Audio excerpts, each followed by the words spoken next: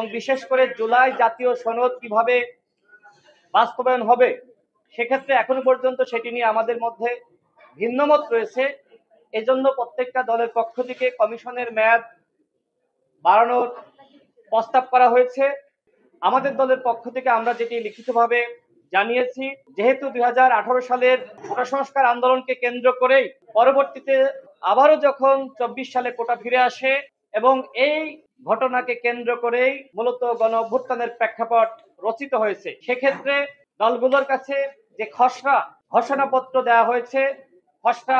জাতীয় জুলাই সনদ দেওয়া হয়েছে, সেই জুলাই সনদে যাতে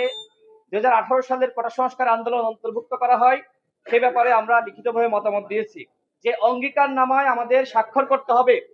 সেখানে এমন কিছু অন্তর্ভুক্ত থাকা উচিত যাতে করে আগামীতে কোনো দল ক্ষমতায় আসার পরে যদি জুলাই জাতীয় সনদ বাস্তবায়ন না করে বা ভায়োলেট করে সেক্ষেত্রে যাতে ওই দল বা সরকারের ক্ষমতা অবৈধ বলে বিবেচিত হয়।